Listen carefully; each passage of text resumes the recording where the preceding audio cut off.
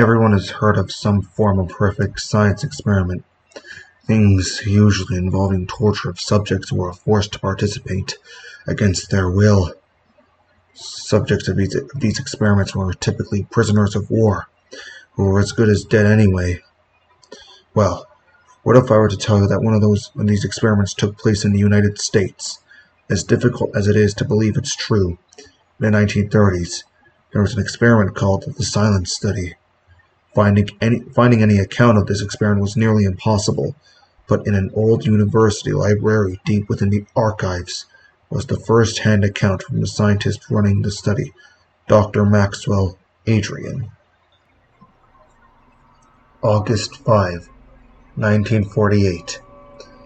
The 1930s is a time in the United States history where poverty ran rampant, more so than any other time in our nation's history thus far. This time period would also be the setting for the most controversial and last study of my career. Getting subjects was simple, really. Find 10 homeless people with no one would miss. In the 1930s, this was as easy as going to the supermarket and getting 10 apples. We would lure the subjects toward a van with the promise of food and money, just for answering a few questions. What really awaited them was a syringe full of Demerol and a ride to our laboratory. All of the subjects were obtained simultaneously and were each placed in separate rooms upon arrival. They were told one thing and one thing only. Do not speak for the duration of your time here. You are not to speak, not one word. If you do, you will be immediately terminated. Compliance will earn you your freedom at the end of 10 days. Do you understand? If subjects spoke to answer, they received a mild shock and the instructions were repeated until they learned to nod as their answer. 7 out of 10 subjects were shocked once before nodding. 2 were never shocked, and 1 was shocked twice. This subject displayed the highest levels of anxiety. After each of the subjects were efficiently briefed, they were all put into one dimly lit containment chamber with a lone door and no windows. The subjects were given no instructions and we observed them for the first 24 hours. No food or water was given. Nothing of note happened during the first 24 hours. A lot of sitting in the corner, pacing and sleeping. We planned to go another 24 hours without nourishing them to see if they would elicit a response for survival needs or to stay quiet for fear of certain death. At about 38 hours, the first subject snapped. He started yelling at the top of his lungs to be released. At this point, I walked into the chamber, and as soon as the door opened, the subject stopped screaming. All the subjects just looked at me in awe. I walked to the center of the room, and without hesitation, I shot the subject in the head. The sound of the gunshot startled the subjects, but none of them screamed. Then, I slowly walked out of the room without saying a word.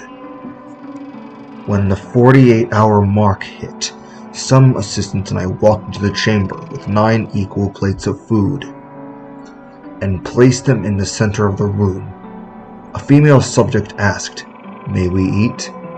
To which I turned and faced her, and again, without hesitation, and without saying a word, I shot her. I removed 1 dish of food, and my assistants and I left.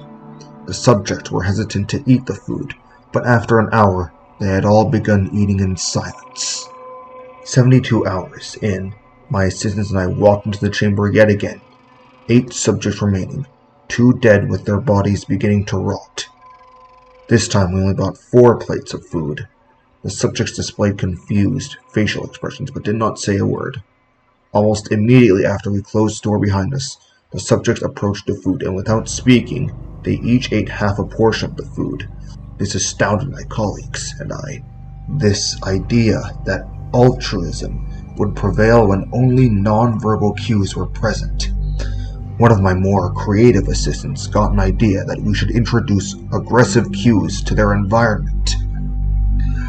On the 96th hour, the subjects were all displaying signs of severe fatigue. I entered the chamber with 2 assistants, one on each side with a single dish of food. They placed the food down, and I reached my lab coat, at which the subjects flinched. I pulled out a large knife, nothing fancy, something you would find in any kitchen, and I dropped it on the ground. This made a loud sound which startled the subjects. I then walked out without saying a word. The door closed, and each of the subjects were fixated on the knife, until finally one got up and grabbed it. He just stood there in silence looking at it. And just then, another subject got up and picked up the plate of food. Before the subject could even touch the food, the subject with the knife violently stabbed her in the stomach. She fell to the ground. He got on top of her violently and started stabbing all over until she laid there motionless. Blood now started to cover the floor as the subject took both plates of food and sat in the corner eating in silence. It is now the 5th day, and we are down to 6 subjects. One of my assistants had told me that during the night, the subject with the knife quietly killed another subject. We entered the room armed today with a lone plate of food. We examined the 2 newly dead subjects. It was such a paradox to see them killed in the same way, and yet so differently. One subject had at least 30 stab wounds, and the other had but one right in the heart. We left the food on the floor and walked out, silent as usual. As soon as the door closed, what we saw next shocked us like nothing thus far in the experiment. 2 subjects were sprinting toward the food. They were sprinting at rates which should be theoretically impossible for them given how malnourished and fatigued they were. The subject with the knife saw this and sprinted just as quickly to the center of the room. A violent brawl ensued and was happening faster than we could record it. In the end, 2 subjects had died, one from being stabbed in the stomach several times, and one from a snapped neck. An important thing to note is that the subject who originally had the knife was the one who had his neck snapped. The events that took place on the 6th day were things I thought I would never see in my lifetime. It disgusted us to a point I thought we would never reach. With only 4 subjects remaining, and one with a knife, desperation started to set in. 2 of the subjects had spent 6 hours straight eating the dead subjects, biting off all the flesh, ripping their torsos with their bare hands, and pulling out and eating all of the intestines.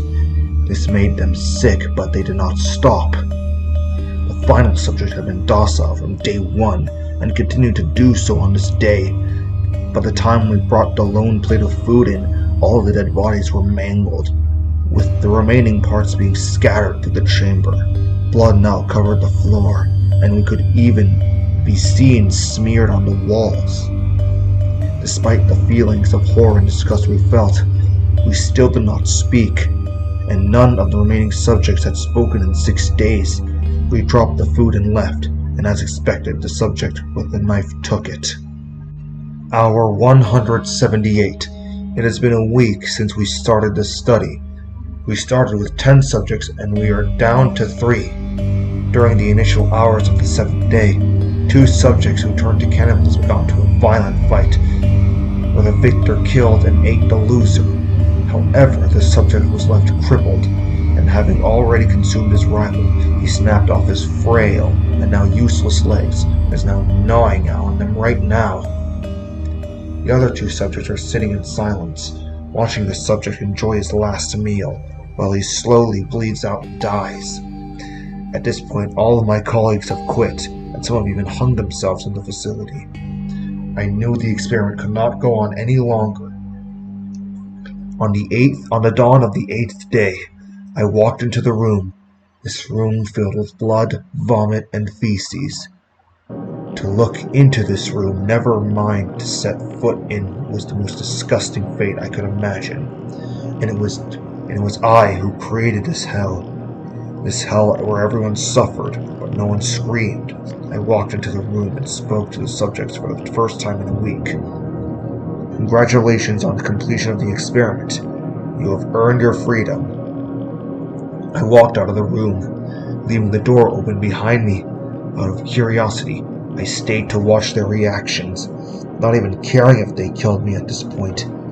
They just stared at the door for hours, as if it was some kind of trap. The docile subject finally walked out like a zombie. The remaining subject took the knife and and slit his own throat.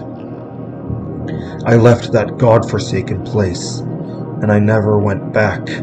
It's rumored that the surviving subject lived for another 15 years and did not speak a single word during that time. For better or for worse, this experiment was conducted. What's done is done, and this is my account of it. Dr. Adrian. That report was found in an abandoned warehouse in New York City, and was on the archive for only an hour on the faithful day that I was looking. The entry also contained a photo of a piece of paper that was found with the report, but it was in different handwriting, which read, Max, good luck with going forward with the project. We can't wait to see how it goes. There is no record of anyone by the name of Dr. Maxwell Adrian ever existing, and no mention of the silent study whatsoever. What convinces me is the note on the end of the file, because if you zoom in on the bottom right corner you can see a smudge, and if you look really hard you can make out an image of the presidential seal.